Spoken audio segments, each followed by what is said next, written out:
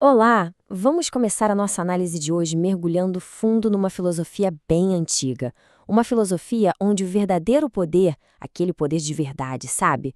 Não se conquista lá fora, no mundo, mas sim dentro da gente.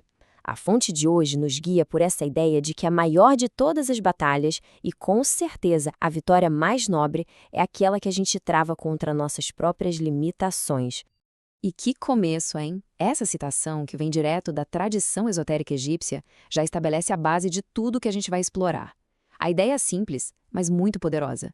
Qualquer conquista externa, não importa qual seja, tem a sua raiz na disciplina e no domínio interno.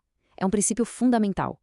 Ok, vamos entender isso aqui. Pensa só, antes mesmo de um aspirante, um neófito, poder sequer começar sua jornada nos mistérios, os antigos hierofantes egípcios já exigiam essa base. E não era sobre perfeição, não. Era sobre um compromisso. Um compromisso com a clareza e com o autocontrole. Isso mostra o quão essencial a autodisciplina era desde o primeiríssimo passo. Isso nos leva direto para o coração do conflito. O ensinamento de Tote, que era o escriba dos deuses, diz que cada pensamento nosso é como uma semente de energia. Essa semente pode gerar luz ou pode gerar sombra, e são elas que criam a paisagem do nosso mundo interior. O que é realmente genial aqui é a metáfora. Ela compara nosso eu interior a um templo, ou a um campo, a um jardim. Se esse solo estiver corrompido, nada de valor, nenhuma verdade consegue crescer ali de verdade. A purificação, então, não é um castigo, é uma preparação do terreno para que algo belo possa florescer. E aqui a gente vê esse contraste de forma bem visual. De um lado, as virtudes, que são as sementes de luz que a gente cultiva. Do outro, os vícios, as sementes de sombra. A jornada iniciática, por essa visão, é basicamente o trabalho consciente de um jardineiro, arrancar as ervas daninhas e nutrir as plantas que trazem luz. Bom, a partir daqui, a fonte resolve focar em um obstáculo bem específico, um que é considerado especialmente traiçoeiro no caminho espiritual: o álcool. Ele é apresentado não só como um vício, mas como um inimigo que se veste com a roupa da amizade e da socialização. Que imagem forte, né?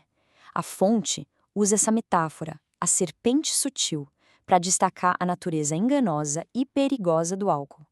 Igual a uma serpente, ele chega de mansinho, de forma sedutora, mas o veneno dele, que aqui é a perda de consciência, é fatal para a jornada espiritual. Então, o ponto central é esse: a grande decepção.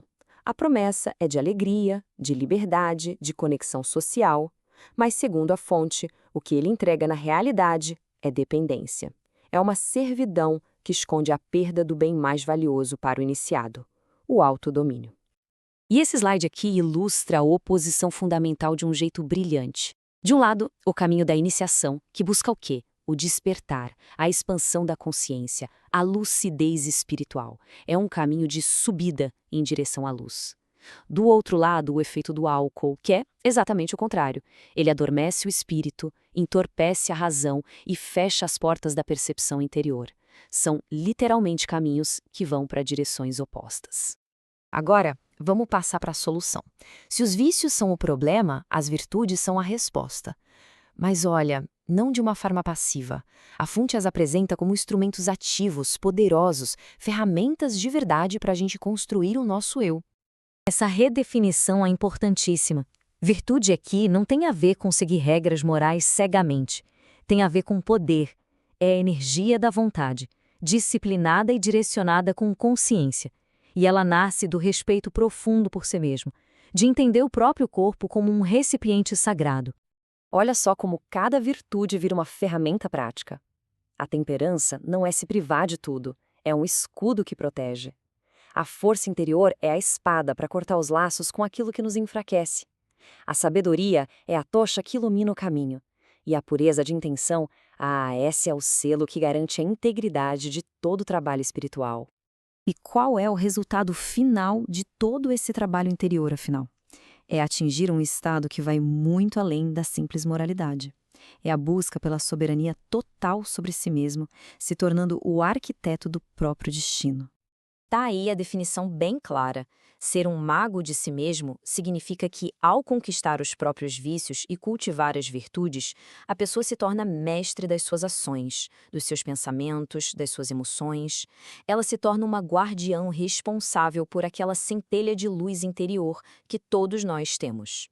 É muito importante entender que, segundo o texto, nada disso é uma imposição.